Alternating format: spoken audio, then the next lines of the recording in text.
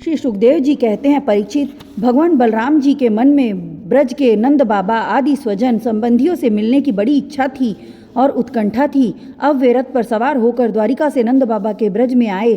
इधर उनके लिए ब्रजवासी गोप और गोपियां भी बहुत दिनों तक उत्कंठित थी। उन्हें अपने बीच में पाकर सबने बड़े प्रेम से गले लगाया। बलराम जी ने माता यशोदा और नंद बाबा को प्रणाम किया। उन लोगों ने भी आशीर्वाद देकर उनका अभिनंदन किया, यह कहकर कि बलराम जी, तुम जगदीश्वर हो, अपने छोटे भाई श्री कृष्ण के साथ सर्वदा हमारी रक्षा करते रहते हो। उनको गोद में ले लिया और अपने प्रेमाशुओं से उन्हें भिगो दिया। इसके बाद बड़े बड़े गोपों को बलराम जी ने और छोटे छोटे गोपों ने बलराम जी को नमस्कार किया।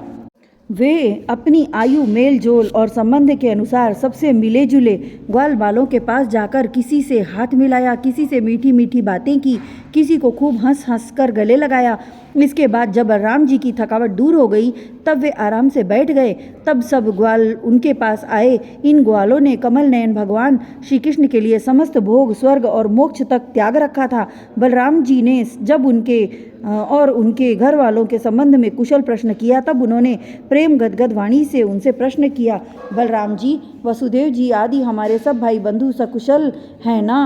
अब आप लोग स्त्री पुत्र आदि के साथ रहते हैं, बाल बच्चेदार हो गए हैं। क्या कभी आप लोगों को हमारी याद भी आती है? यह बड़े सौभाग्य की बात है कि पापी कंस को आप लोगों ने मार डाला और अपने सुहृद संबंधियों को बड़े कष्ट से बचा लिया। अब भी कम आनंद की बात नहीं है कि आप लोगों ने और भी बहुत से शत्रुओं को मार डाला या जीत लिया और अब अत्यंत सुरक्षित दुर्ग किले में आप लोग निवास करते हैं। परीक्षित, भगवान बलराम जी दर्शन से उनकी प्रेम भरी चितवन से गोपियां निहाल हो गई। उन्होंने हंसकर पूछा, क्यों बलराम जी, नगर नारियों के प्राण वल्लभ श्री कृष्ण अब कुशल तो हैं ना?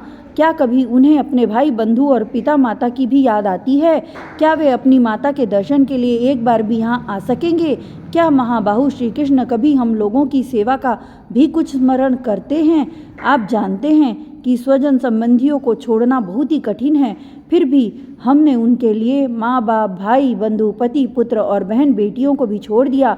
परंतु प्रभु, वे बात में हमारे सौहार्द और प्रेम का बंधन काटकर हमसे नाता तोड़कर परदेश चले गए। हम लोगों को बिल्कुल ही छोड़ दिया। हम चाहती तो उन्हें रोक लेती, परंतु जब वे कहते कि हम तुम्हारे ऋणी हैं, तुम्हारे उपकार का बदला कभी नहीं चुका सकते, तब ऐसी कौन सी स्त्री है जो उनकी मीठी मीठी बातों पर विश्वास न कर लेती। एक गोपी ने कहा, बलराम जी, हम तो गांव की गंवार ग्वालिनें ठहरी उनकी बातों में आ गई, परंतु नगर की स्त्रियां तो बड़ी चतुर होती हैं। भला वे चंचल और कृतघ्न श्री कृष्ण की बातों में क्यों फंसने लगी? उन्हें तो वे नहीं छका पाते होंगे। दूसरी गोपी ने कहा, नहीं सखी, श्री कृष्ण बातें बनाने में तो एक ही हैं। ऐसी रंग बिरंगी मीठी मीठी बातें गढ़ते हैं कि क्या कहना। उनकी सुंदर मुस्कुराहट और प्रेम भरी चितवन से नगर नारियां भी प्रेमावेश से व्याकुल हो जाती होंगी और वे अवश्य ही उनकी बातों में आकर अपने को निछावर कर देती होंगी। तीसरी गोपी ने कहा, अरे गोपियों, हम लोगों को उसकी बात से क्या मतलब है? यदि समय ही काटना है तो दूसरी कोई बात करो। यदि उस निष्ठुर का समय हमारे बिना बीत जाता है तो हमारा भी उसी की तरह भले ही दुख से क्यों न हो कट ही जाएगा। अब गोपियों के भाव नेत्रों के सामने भगवान श्री कृष्ण की हंसी, प्रेम भरी बातें, चारु चितवन, अनूठी चाल और प्रेमालिंगन आदि मूर्तिमान होकर नाचने लगे। वे उन बातों की मधुर स्मृतियों में तन्मय होकर रोने लगी। परीक्षित, भगवान बलराम जी नाना प्रकार से अनुनय विनय करने में बड़े निपुण थे। उन्होंने भगवान श्री कृष्ण के हृदय स्पर्शी और लुभावने संदेश सुनाकर गोपियों को सांत्वना दी और बसंत के 2 महीने चैत्र और बैसाख वहीं बिताए। वे रात्रि के समय गोपियों में रहकर उनके प्रेम की अभिवृद्धि करते। क्यों न हो भगवान राम ही जो ठहरे। उस समय कुमुदनी की सुगंध लेकर भीनी भीनी वायु चलती रहती। पूर्ण चंद्रमा की चांदनी छिटक कर यमुना जी के तटवर्ती उपवन को उज्जवल कर देती और भगवान बलराम गोपियों के साथ वहीं विहार करते। वरुण देव ने अपनी पुत्री बारुणी देवी को वहां भेज दिया था।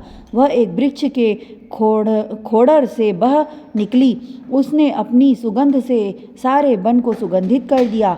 मधु धारा की वह सुगंध वायु ने बलराम जी के पास पहुंचाई, मानो उसने उन्हें उपहार दिया हो। उसकी महक से आकृष्ट होकर बलराम जी गोपियों को लेकर वहां पहुंच गए और उनके साथ उसका पान किया। उस समय गोपियां बलराम जी के चारों ओर उनके चरित्र का गान कर रही थीं और वे मतवाले से होकर वन में विचर रहे थे। उनके नेत्र आनंद मद से विह्वल हो रहे थे। गले में पुष्पों का हार शोभा पा रहा था। वैजंती की माला पहने हुए आनंदोमत्त हो रहे थे। उनके कान में कुंडल झलक रहा था। मुखारविंद पर मुस्कुराहट की शोभा निराली ही थी। उस पर पसीने की बूंदें हिमकर्ण के समान जान पड़ती थी। सर्वशक्तिमान बलराम जी ने जल क्रीड़ा करने के लिए यमुना जी को पुकारा, परंतु यमुना जी ने यह समझकर कि ये तो मतवाले हो रहे हैं, उनकी आज्ञा का उल्लंघन कर दिया। वे नहीं आईं। तब बलराम जी ने क्रोधपूर्वक अपने हल की नोक से उन्हें खींचा और कहा, पापिनी यमुने, मेरे बुलाने पर भी तू मेरी आज्ञा का उल्लंघन करके यहाँ नहीं आ रही है, मेरा तिरस्कार कर रही है। देख, अब मैं तुझे तेरे स्वेच्छाचार का फल चखाता हूँ। अभी अभी तुझे हल की नोक से 100 टुकड़े किए देता हूँ। जब बलराम जी यमुना को इस प्रकार डांटा फटकारा, तब वे चकित और भयभीत होकर बलराम जी के चरणों पर गिर पड़ी और गिड़गिड़ाकर प्रार्थना करने लगी। लोकाभिराम बलराम जी महाबाहो, मैं आपका पराक्रम भूल गई थी। जगतपते, अब मैं जान गई कि आपके अंश मात्र शेष जी इस सारे जगत को धारण करते हैं। भगवान, आप परम ऐश्वर्यशाली हैं। आपके वास्तविक स्वरूप को न जानने के कारण ही मुझसे यह अपराध बन गया है। सर्वस्वरूप भक्त वत्सल, मैं आपकी शरण में हूँ। आप मेरी भूल चूक क्षमा कीजिए, मुझे छोड़ दीजिए। अब यमुना जी की प्रार्थना स्वीकार करके भगवान बलराम जी ने उन्हें क्षमा कर दिया और फिर जैसे गजराज हथनियों के साथ जल क्रीड़ा करता है गजराज हथनियों के साथ क्रीड़ा करता है, वैसे ही वे गोपियों के साथ जल क्रीड़ा करने लगे। जब वे यथेष्ट जल विहार करके यमुना जी से बाहर निकले, तब लक्ष्मी जी ने उन्हें नीलांबर बहुमूल्य आभूषण और सोने का सुंदर हार दिया। बलराम जी ने नीले वस्त्र पहन लिए और सोने की माला गले में डाल ली। वे राग लगाकर सुंदर भूषणों से विभूषित होकर इस प्रकार शोभायमान हुए, मानो इंद्र का श्वेत वर्ण ऐरावत हाथी हो। परीक्षित, यमुना जी अब भी बलराम जी के खींचे हुए मार्ग से बहती हैं और वे ऐसी जान पड़ती हैं मानो अनंत शक्ति भगवान बलराम जी का यशगान कर रही हों।